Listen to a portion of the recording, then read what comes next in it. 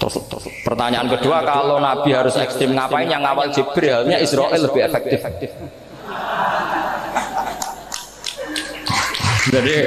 Jadi kalau sama-sama ingin ekstrim, Nabi itu nggak usah dikawal Jibril, kan nggak efektif kan?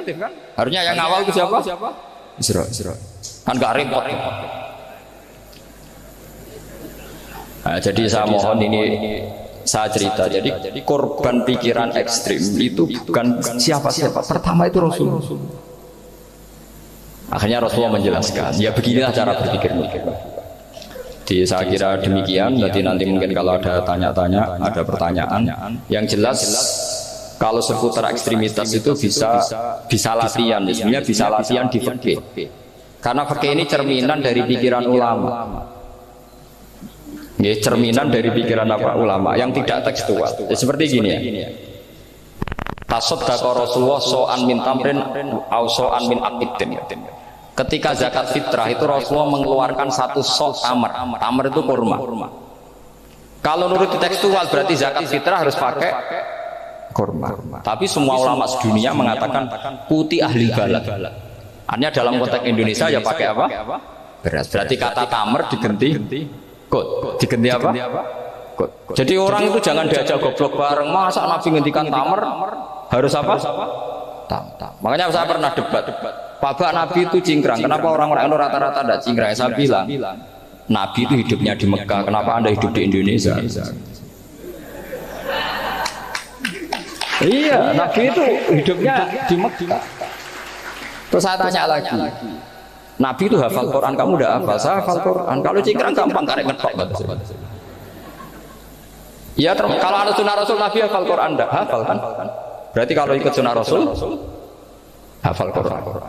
Jangan cingkrang tok ya hafal apa?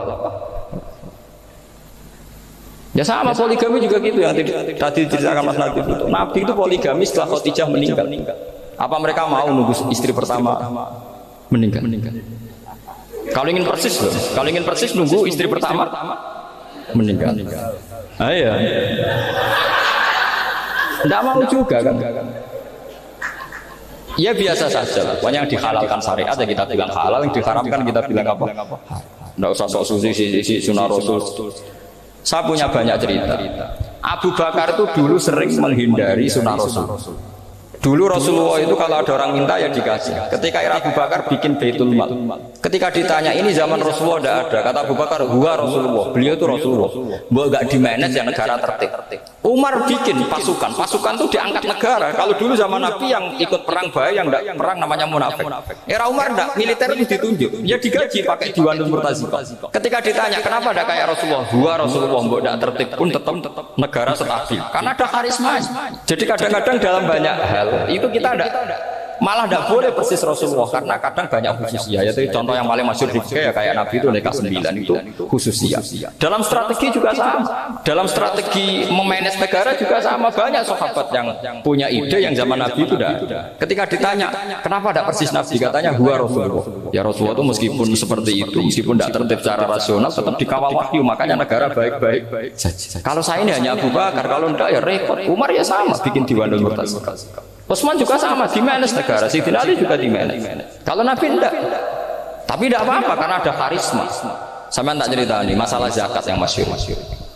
Orang paling bakhil sekalipun, paling kikir sekalipun itu zaman Rasulullah bayar zakat. Karena pikirannya setelah zakat dikasihkan Rasulullah mendoakan. Khudh min amwalihim shadaqatan tutahhiruhum wa tuzakkihim biha wa sholli alaihim. Inna sholataka sakanun lahum. Era Abu Bakar enggak. Sorry ya Abu Bakar, dulu kita zakat sama Rasulullah karena didoakan beliau. Kamu hanya Abu Bakar, saya tidak mau zakat. Ya sama lah seperti orang dipimpin ulama-ulama karismatik. Orang dipimpin Badullah itu tidak sama ta'i, santri sudah nurut. Dipimpin Usman Nazif, gak bikin pelaturan, habis pondok. Kalau tidak ngancam, gak gini, ditakzir, gak gini, habis. Nah, zaman Badullah dehem tok santri wedi. Mas Nazif dehem enggak ada. Nah, makanya Rasulullah itu tidak banyak bikin pelaturan. Rasulullah itu kalau mau perang itu hanya bilang sahabat, saya besok ditantang Abu Sufyan di sini. Saya mau perang. Oh itu sahabat ikut semua. Orang melihat wajahnya, melihat karismanya sudah tertarik ingin menyelamatkan beliau. Kita tidak akan ridho Rasulullah keluar sendiri. Kalau Abu Bakar ya enggak. Pertama Abu Bakar pidato sudah sopan. saya memimpin kamu. Ini qatwul lidu walas tubuh khairikum. Saya ini memimpin kamu, tapi bukan berarti saya yang terbaik. Jika saya benar maka dukunglah. Kalau salah ingatkan. Itu pertama orang-orang bilang apa? Fawwala uqiman laka bisayf. Nanti kalau Anda salah tak ingatkan pakai pedang. Ya karena hanya Abu Bakar bukan. Jika diaturlah ini ada militer, ada pengawal, ada Baitul Mal. Era Umar lebih modern lagi, ada Diwanul Murtaziqah, ada macam-macam. Ya Rasulullah enggak ada. Nah sekarang orang sidik-sidik muni sunnah Rasul. Padahal ada sunnah Rasul yang khasnya Rasulullah sebagai nubuwah. Khasnya Rasulullah sebagai apa? Nubuwah. Coba Nabi itu istrinya 9. Semuanya cerita tentang tahajudnya Nabi, witirnya Nabi. Apa kira-kira Mas Nabi kalau punya istri 4 ceritanya tentang tahajudnya Mas Nabi? Kan enggak. Nah, jadi saya mohon, sebetulnya pikiran-pikiran ekstrim itu karena tidak mau belajar. Enggak mau belajar. Kalau mau belajar itu kata Imam Ghazali itu dalam kitab Imla, Al-Imla fi Iskalatil Ihya itu. Fal ma'ani awsa'u minal ibarat. Yang namanya ma'ani itu awsa'u apa? Minal ibarat. Jadi yang fal ma'ani awsa'u minal ibarat. Jadi yang namanya makna itu lebih luas minal apa? Ibarat. Nah, ini contoh yang paling nyata ya Sayyidina Ali. Ketika Sayyidina Ali perang sama Muawiyah, itu Sayyidina Ali bilang sebaiknya Muawiyah kirim delegasi